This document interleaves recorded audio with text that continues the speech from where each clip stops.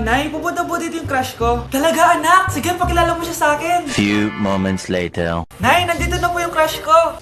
Hello po, tita. Ikaw ba yung crush ng anak ko? Halika dito, umupo ka. Naku, alam mo ba? Yung anak ko, napakasipag niyan. Si nanay talaga, pero crush, totoo yun. Masipag talaga ako. Nakikita mo ba yung mga plato doon? Siya maghuhugas niyan ngayon. Di ba, anak? Ngayon na po, Nay. Di ba masipag ka, anak? Papatunayan ko talaga kay crush na masipag talaga ako. Nay, tapos na po. Ay, tapos ka na, anak. Nakikita mo ba yung mga kalat dito? Pwede ka bang magoles? Magwawalis, Nay. Di ba masipag ka, anak? Opo, Nay. Nay, tapos na po. Pwede ba kikuha nga yung mga sinampay ko sa labas? Pwede ba pakilaban yung mga damit natin? Di ba kunin yung kalderong hinram ng kapitbahay natin? O, di ba ang sipag niya? Alam mo, dapat araw-araw ka nandito. Oo nga po, tita, ang sipag niya. Sige po, araw-arawin ko po yung pagpunta dito. Nay, kasama ko po yung crush ko. Hello po, tita. Saktong-sakto, nagluto ako ng masarap na pagkain. Talaga po, Nay? Halika dito, kumain muna kayo. Ah, sige po, tita. Oh, ito, masarap yan. Ako nagluto niyan. Mapapadami na lang po kain ko nito, Nay. Ang sarap nga po, tita. Di ba, Bi? Tita, nabubulunan po anak nyo. Anak, anak. Anak, anak, anak, anak. Anak, anong gagawin natin, tita? Tumawag ka ng doktor. Sige po, tita. Nandito na ako. Dok, bilisan niyo, Dok. Na paano siya? Nabulunan po. May jowa pa siya? Importante pa ba yun? Ligtas mo anak ko. Ito na, ito na. Patay na siya. Anak! Patay na siya? Sayang, ka-crushback ko pa naman siya. Crushback mo ako? Pag ganyan mo lang sinabi, so tayo na? Anak! Ano ginagawa mo? Ba't ang kalat ng kwarto mo? Wow, piliin mo ang Pilipinas? Gusto to, Nay, yung piliin mo ang Pilipinas? Proud Filipina kasi ako. Eh, di ba sabi mo kanina sa akin, ayaw mo na tumira dito sa Pilipinas kasi sobrang init. Tapos sabi mo sa akin, kapag nakagraduate ka, sa abroad ka na titira. Basta, gagawin ko pa din. Sige, post mo. Ako unang mambabash sa'yo. Napaka-supportive naman ni nanay. Ano yan? Kailan palagi sayaw yan? Eh, di ba transition yan? Ah, eto na po kasi uso ngayon, Nay, eh. Puro kayo sabay sa uso. Akala nyo maganda. Mukha lang kayo nakakatawa. Basher talaga tong si nanay. Buti pa si Kel, nag-aaral ng mabuti. Hindi yung kung ano-ano ginagawa. Ah, yun pala yun. Patingin nga, anak. San-nananan. Tatak. Ano to, anak? Ah, lyrics po ng Asoka, Nay.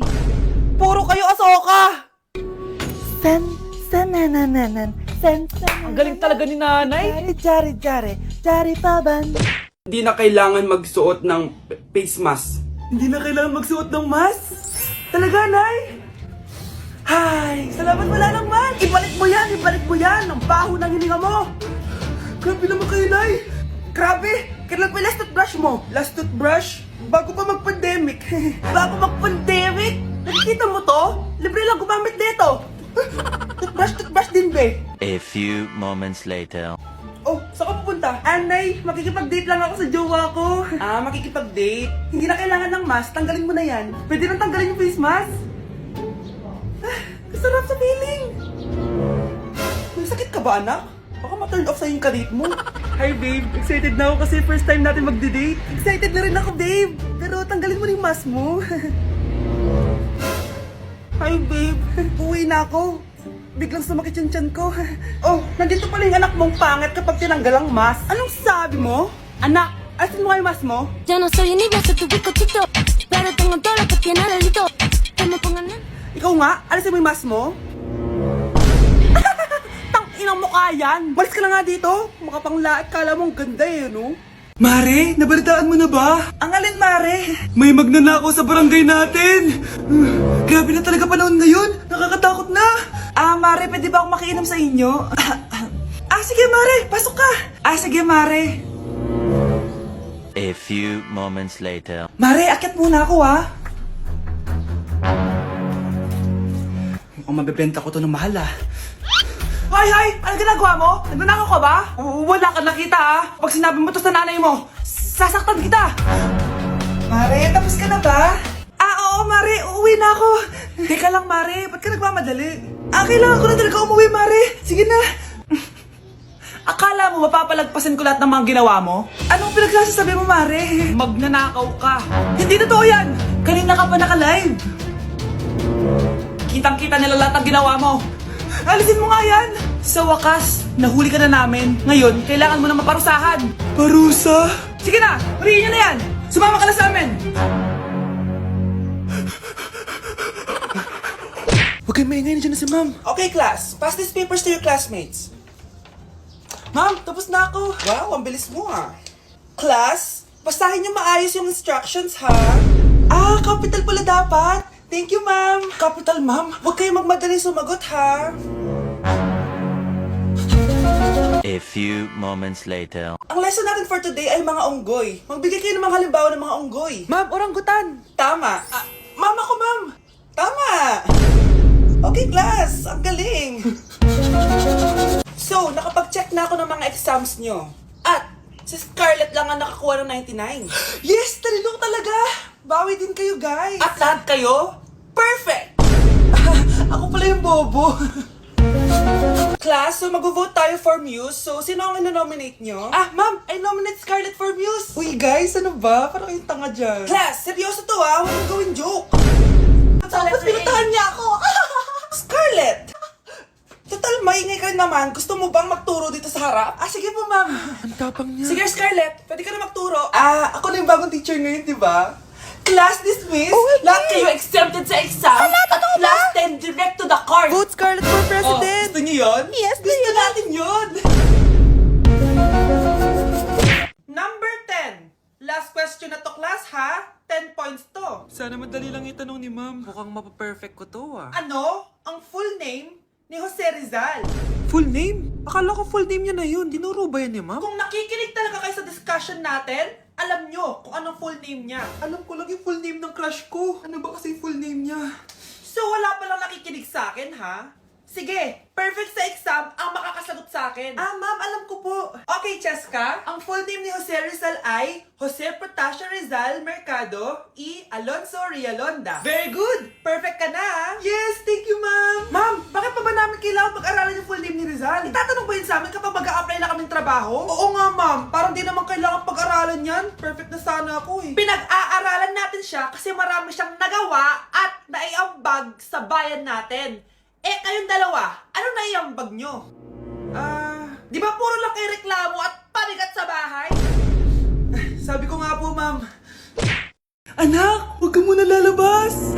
Bakit po, Nay? Yung kapitbahay natin, nangungudaw ng bata. Sige po, Nay. Naku, anak, nakakatakot na. A few moments later. Gutom na ako. Nay, may pagkain ba dito? Ano ba yan? Nasa si Nanay? Pagkain ba dito? Walang laman. Nay! Nay! Sinong hinahanap mo? Wow, sarap! Gusto mo na ito? Gutom na ako. Tara sa bahay, madaming ganito. 1 hour later. Anak, ito na pagkain mo. Anak! Anak! Nasaan na ba yun? Anak! Anak! Anak! Anak! Nasaan na yung anak ko? Anak! Saan mo dinala anak ko? Nay, tulungan niyo ako, Nay! Anak, huwag mo siya sasaktan! Sa isang kondisyon. Ano kailangan mo? Bayaran mo muna sa akin yung utang mong 50k. 50k? Wag na pala. Sa'yo na yung anak ko. Tulog at kain lang naman ginawa niya dito. Eto na mga gamit niya. Nay, top 1 po ako sa klase. Talaga, anak? Mahal ka talaga sa akin. At dahil dyan, may iPhone 13 Pro Max ka. Wow, thank you, Nay. Salamat, Google at Photomat. A few moments later. Anak, nakausap yung teacher mo. Ikaw na yung lalaban sa International Quiz Bee. Proud ako sa'yo, anak. Patay, anong gagawin ko? Mare, balita ko top 1 yung anak mo ah. Oo, Mare, ilalaban siya sa school nila. Wow, i-practice na natin yan, Mare. Pag nasagot niya to, may 500 siya. Anak, punta ka nga dito. Ano po yun, Nay? Pag nasagot mo yun, may 500 ka. Sige po, Nay. Charan!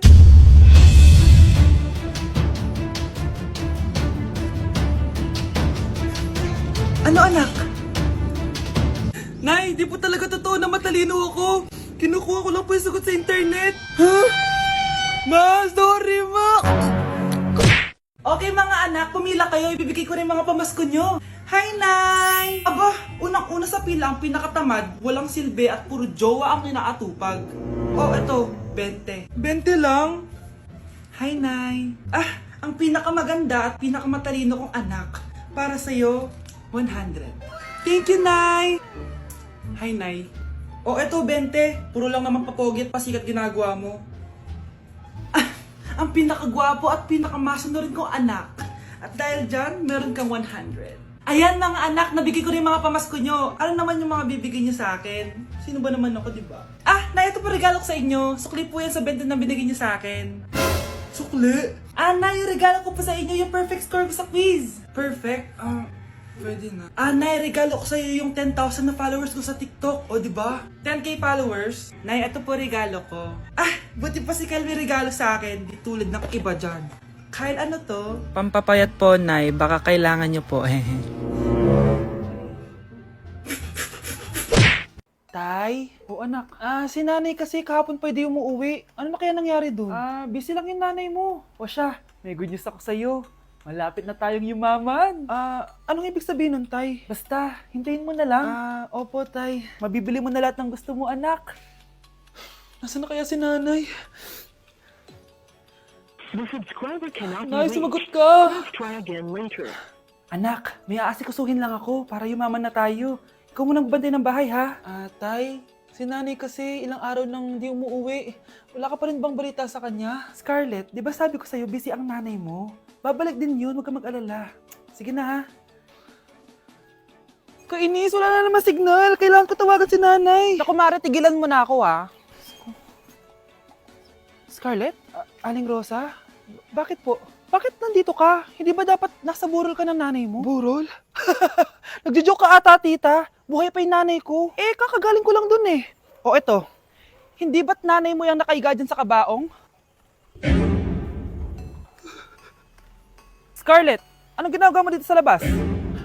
Tay, explain mo to! Bakit nakaburol si nanay, ha? Kaya siguro hindi siya umuwi ng ilang araw?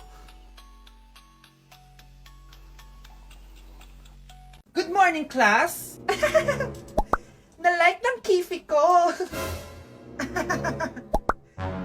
Na-like ng deck ko. Aba, grabe na tong mga to. Ganyan na ba yung mga natututunan nyo ngayon? Sabi ko na nga ba walang magandang dulot yung TikTok na yan. Uso kasi to, ma'am. May bago na nga eh. Hay naku, Samantha, tigilan mo ako. Ano namang bago yan? Eto po, ma'am, tuturuan ko kayo. Anong pinang-like mo, Samantha? Yung esophagus ko po, ma'am. Esophagus? Grabe yung talent nyo, ha? Ikaw naman, ma'am. Try mo din. Sige. Ma'am, mali po kayo. Ma'am, sumobra po kayo. Hindi na po esophagus yan. Bitukan na po yan. Hi, classmates! Namiss niyo ba ako? Oh, anong meron? Mag-review ka na rin, be. May long quiz daw. Excuse me? Hindi ko kailangan mag-review. Stock knowledge lang. Wow, stock knowledge. Spell mo nga. Watch and learn. Okay, class! Ready na ba kayo sa long quiz? Sana madali lang. Bago tayo magsimula sa exam, isa lang ang rule ko. Bawal mangopya. Are we clear? Opo, yes, ma'am. Po. Okay. Okay, let's start. Get one whole sheet of paper. Ma'am, one whole po ba? Minus 10 ka na agad. Okay, class. Time's up. Pass your papers. Sana pumasa ako. Nakakalito yung bandang huli. Ano kaya magiging score ko nito? Ikaw, Scarlett. Ako? Feel ko nga bagsak ako eh. Okay, class. Mag-a-announce na ako ng scores, okay? Hello, yun na. Cheska, 12/20. Munti ka lang bumagsak. Miguel, 14/20. Pwede na. At Scarlett, perfect! Wow, paano nagawa ni Scarlett yun? Grabe namang stock knowledge siya. Ma'am, may kodigo siya sa kuko niya, oh. Ha? Totoo ba? Scarlett, patingin ang kuko mo. Kaya pala perfect ka? Dapat bagsak na yan eh. Ang daya. Aba, bakit ako babagsak? Ang number 1 rule lang naman ni ma'am ay bawal mangopya. May sinabi ba siyang bawal maglagay ng sagot sa kuko? Meron ba? Ba't parang kasalanan ko? May point si Scarlett. Pointless. Next time, kilalanin yung mga binabangga nyo, ha?